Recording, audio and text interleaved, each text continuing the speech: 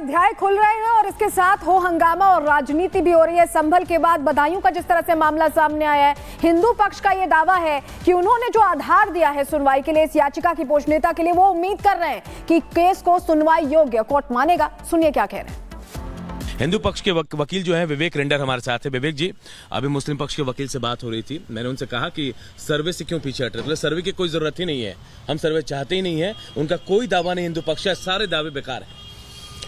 सर्वे कराने में कहाँ परेशानी है अगर वो मंदिर नहीं है तो? अगर वो आप उनके हिसाब से तथाकथित मस्जिद है जी और वो मंदिर नहीं है तो सर्वे कराने में कहाँ परेशानी होनी चाहिए? फिर तो उन्हें कहना चाहिए आइए सर्वे करिए और देखिए, जो सच का सच है वो सामने आ जाएगा। तो वो तो कह रहे हैं कि सर्वे पर सवाल मत पूछिए। नहीं, सर्वे पे सवाल इसलिए पूछा जा रहा है ना कि कहीं ना कहीं कोई दिक्कत है, तभी तो आप मना कर रहे हो सर्वे कराने को, वरना सर्वे कराने में कहाँ परेशानी है? सर्वे कराने के लिए दोनों पक्षों को स्वेच्छा से कहना चाहिए सर्वे करा लीजिए, जो सही स्थिति वो सामने आ जाएगी। आज इंतजामिया कमेटी की तरफ से बहस होनी है, आज ये बहस पूरी होगी लग रहा है? मुझे नहीं लगता, वो टालेंगे, पूरी बहस नहीं करना चाहेंगे। क्यों, वजह क्या है?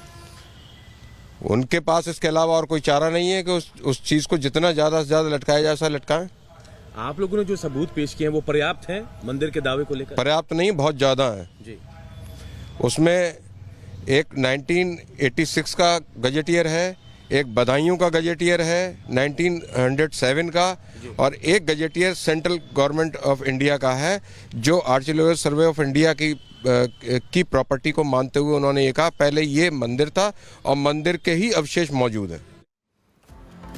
तो हिंदू पक्ष के वकील बार बार ये दावा करते हुए नजर आ रहे हैं कि यहाँ पर मंदिर था और यहाँ पर मंदिर के अवशेष भी मौजूद है, और जब बहस हो जाने दीजिए क्योंकि हमारे पास पुख्ता सबूत है कि ये मस्जिद नहीं बल्कि नीलकंठ महादेव मंदिर ही है। ऐसे में मुस्लिम पक्ष के वकील का क्या कुछ दावा है, वो क्या कहते नजर आ रहे हैं, सुनिए। बदायूं के नीलकंठ मंदिर बनाम जामा मस्जिद को लेकर आज बहस होनी है, सुनवाई होनी है। मुस्लिम पक्ष के वकील हमारे साथ है असरार साहब। क्या होगा आज असरार साहब?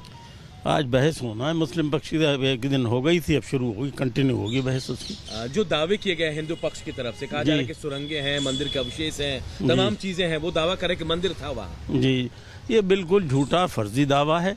ये मस्जिद 850 साल पुरानी मस्जिद है और ये जो है बंदोबस्त में भी 1272 जामा मस्जिद दर्ज है, जबकि मंदिर का कोई कहीं दर्ज ही नहीं, ना कोई सबूत है। सरकारी गजट। नमस्कार, आप देख रहे हैं रिपब्लिक भारत और मैं हूं आपके साथ मोनिका ग्रोवर। ऋतु और सलोनी भी मेरे साथ इस बुलेटिन में है और शुरुआत बड़ी खबर के साथ कर लेते हैं, जहां पर संसद की कार्यवाही से पहले बड़ा बयान दिया। उन्होंने कहा है कि संसदीय कार्य मंत्री किरण रिजिजू ने बड़ा बयान देते हुए कहा है कि संसद की कार्यवाही ना चलने देना दुखद है। उन्होंने बयान दिया है क्योंकि जिस तरीके से संसद की कार्यवाही नहीं हो पा रही है, लगातार 5 दिन की अगर आप बात कर लीजिए तो बीते 5 दिनों में सिर्फ 5% ही काम हो पाया है, और ऐसे में देखते हुए बड़ा बयान उनकी तरफ से सामने आया है।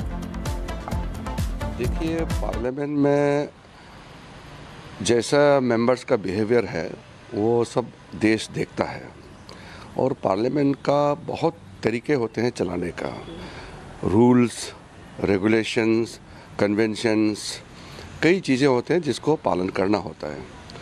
अगर पार्लियामेंट नहीं चलेगा तो देश कैसे चलेगा? देश को चलाने के लिए भारत का संसद चलना बहुत ज़रूरी है।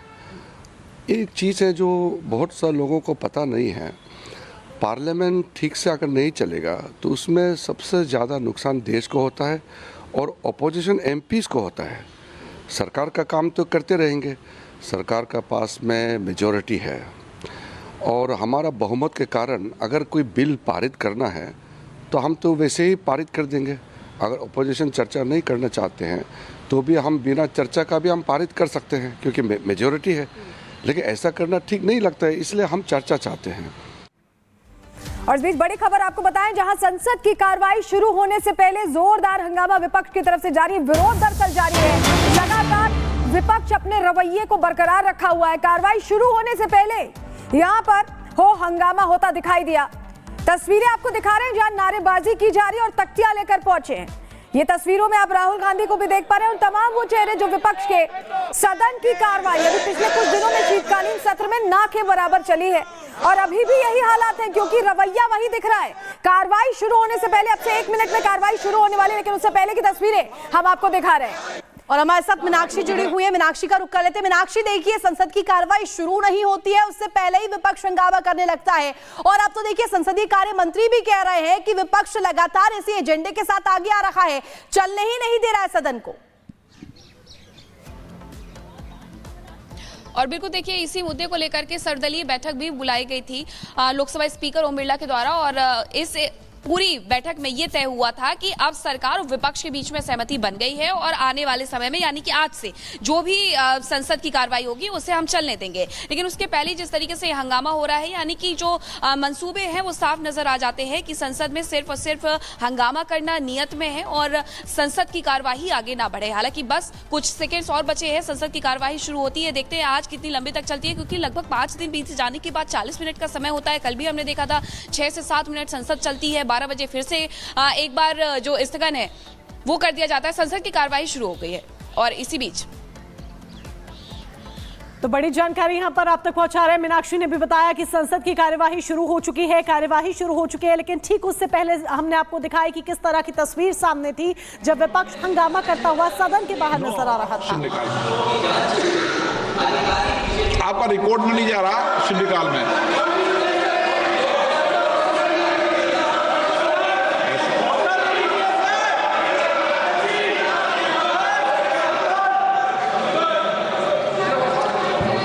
क्वेश्चन नंबर गिरधारी यादव जी 101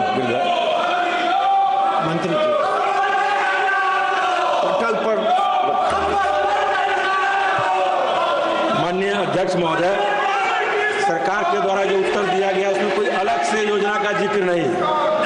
तो सरकार चाहती है कि कलाकारों को प्रोत्साहन दें, जो हमारे हस्तशिल्प है ये भी कलाकार हैं, चाहते हैं कि सरकार अलग से उसको कुछ व्यवस्था दे ताकि ये भी जीवित रहे। हम जानना चाहते हैं सरकार से, माननीय मंत्री महोदय से जानना चाहते हैं कि सरकार के पास कोई डेटा है कि किस किस जिलों में बुनकरों की क्या जनसंख्या है और उनकी आर्थिक और सामाजिक स्थिति क्या है, खासकर बिहार के मामले में।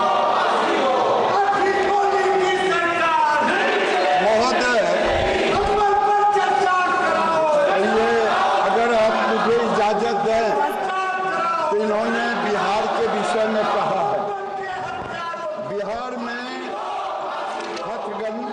हथकरघा जनगणना 19-20 के अनुसार 12,843 हथकरघा श्रमिक हैं, जिनमें से 50% से अधिक महिलाएं हैं। मुख्य हथकरघा उत्पाद भागलपुर का तसर सिल्क, साड़ी और कपड़ों के जीआई अधिनियम 1999 के तहत जीआई टैग प्राप्त है। इसके कुल 8 अधिकृत उपयोगकर्ता हैं। इसके अलावा राज्य में अन्य प्रसिद्ध उत्पाद भी हैं, जैसे tasar silk dupatta, tasar silk dress material, Sigori, Patna, Manpur और गया के सूती कपड़े भी है। हथकरघा योजनाएं में महोदय कई योजनाएं चलाई जा रही है। बिहार सहित तमाम देश में small cluster development programme, handloom marketing assistant, special infrastructure project, mega cluster development programme, consultation credit weavers Mudra loan, handloom weavers welfare.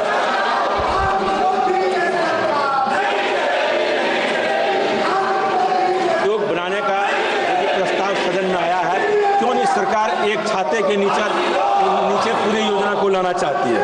क्या सरकार बुनकरों के लिए कोई सर्वेक्षण कराकर विशेष पैकेज देने का विचार रखती है?